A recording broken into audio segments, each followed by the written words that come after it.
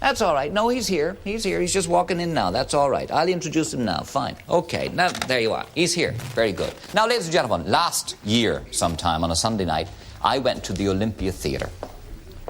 And I'd heard about the guy who was performing there that night, but I'd never seen him in person.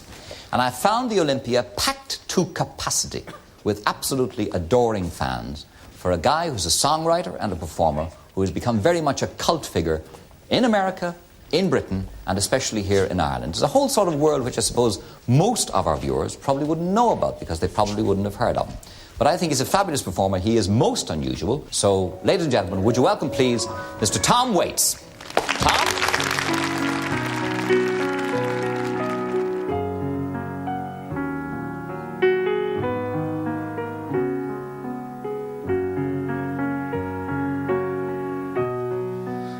What becomes of all the little boys who run away from home? Oh, the world just keeps getting bigger once you get out on your own. So there's to all the little boys, the Sandman takes you where you've been sleeping with a pillow man on a nickel over there.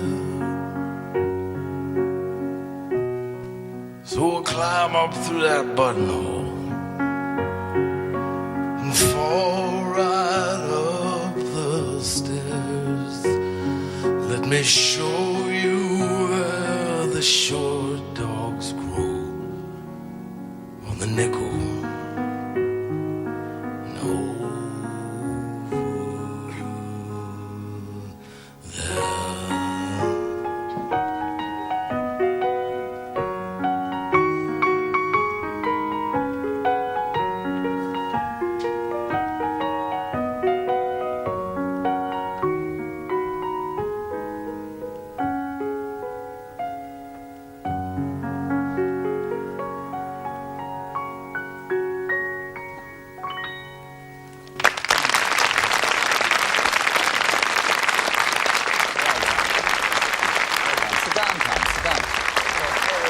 No, that's all right. I'll go over to her in a moment. Sit down there. I want to have a big word. That's all right. That's all right. Talking to that one is the handiest. Welcome to the Late Show and welcome to Ireland. Thank you. All your songs, Tom, seem to be about a sort of a seedy way of life. How come? Well, I beg your pardon. Could be. Well, I try to write about a wide variety of different types of things. This particular song just deals with downtown Los Angeles, and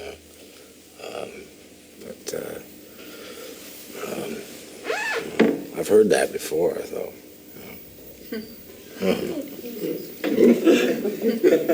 You got a nice little setup here, don't you, Gay? Not a bad little setup. I noticed that when you're on stage, you bring relaxation to a fine art. I mean, there's you don't go in very much for production and bright lights and everything. You just sit down and get on with it. Well, you do the same thing here on your program, I guess. Not exactly. Tell me something about yourself. Where are you from, Tom? How'd you get into the business? I was born in Pomona, California, up by the fairgrounds there. It's a small little community and kind of a subsidiary of Los Angeles. And I moved to Whittier, lived there for a while. My dad was teaching school in Montebello, and then my folks split up when I was about 11, and we moved to San Diego, lived there for a while, and what was the question again? How you got into the business to begin with? Well, how I got into the business? Well, I kind of looked around. There wasn't really anything that I thought was interesting. Most of my friends had boring jobs, and I guess I just kind of narrowed it down from there. The only thing left seemed to be entertainment, and so it's not a very good story, is it, Gay? It'll do. If that's the way it happened, it'll do. When did you start writing your songs then? Well, I was born at a very young age.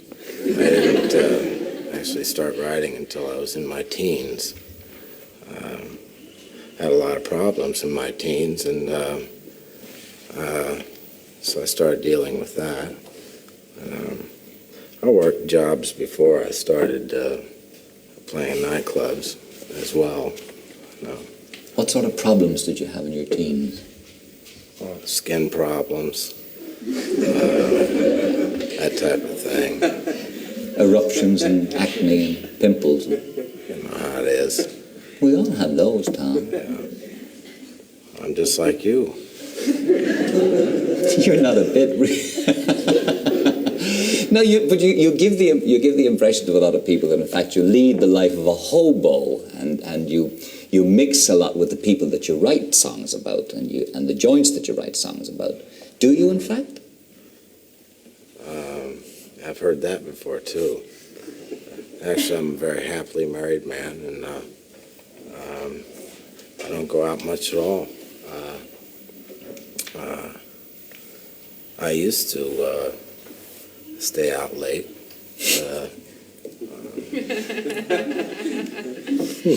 What is your wife's maiden name? My wife's name is Kathleen Brennan. Kathleen Brennan. Yeah. Can I go over and say hello to her? Oh, please. I'm going to anyway, whether you say I can or not, because I got to get to the root of this. Kathleen Brennan, how do you do? Fine, thanks. Mrs. Tom Waits. Yes. How are you then? Now, you must be, how far back Irish are you with it? As far back as I can remember. Third generation, my family is, though. And where are you from? I am from originally Illinois and then New Jersey. And how did you meet this guy and Accidentally. where? When? Actually, I was a nun, and he fell asleep in the church, and I woke him up.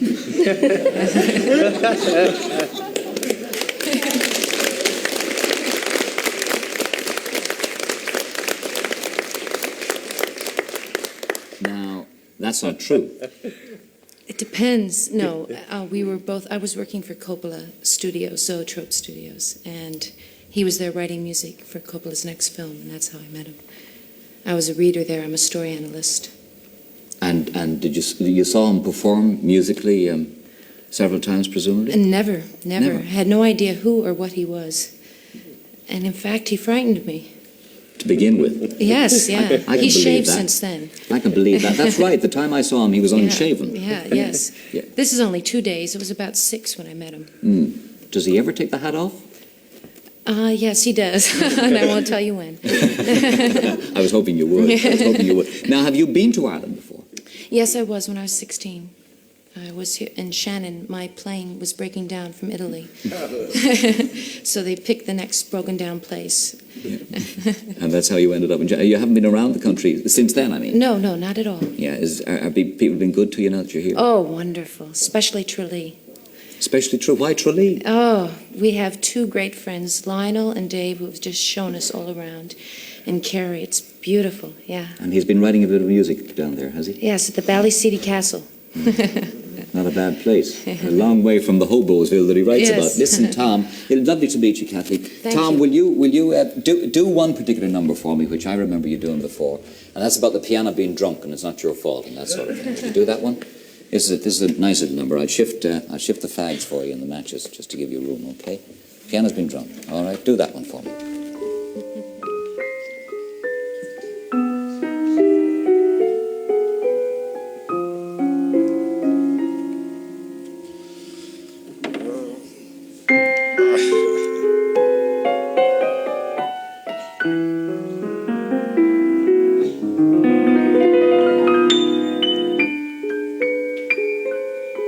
The piano has been drinking, my necktie is asleep, and the combo went back to New York The jukebox has to take a leak, and the light man's blind in one eye, and he can't see out of the other.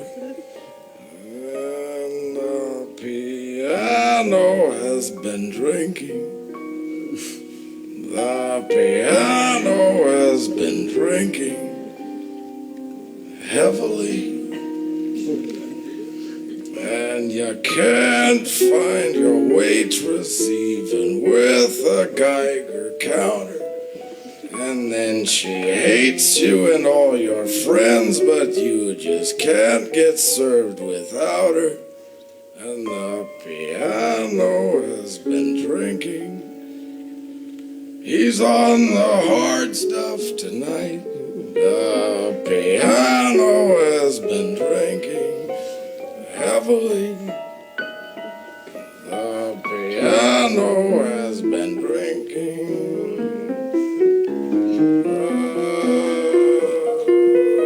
And the bouncer is a sumo wrestler, cream puff Casper, milk toast. And the owner is a mental midget with the IQ of a fence post. And the piano has been drinking heavily.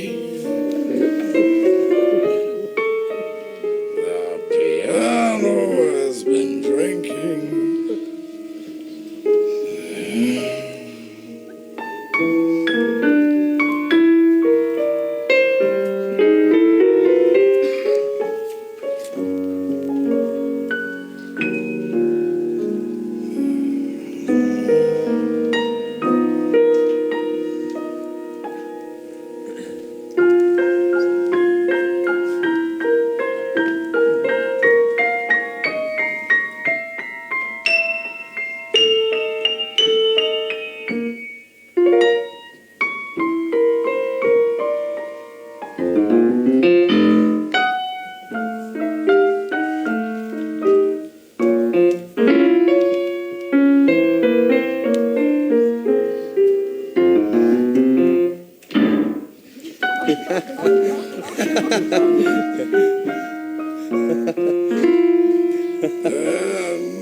The box office is drooling, and the bar stools are on fire, and all the newspapers were fooling, and the ashtrays have retired, and the piano has been drinking. The piano has been drinking.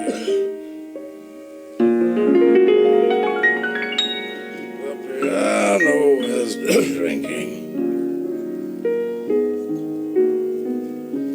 Not me. Not me. Not me.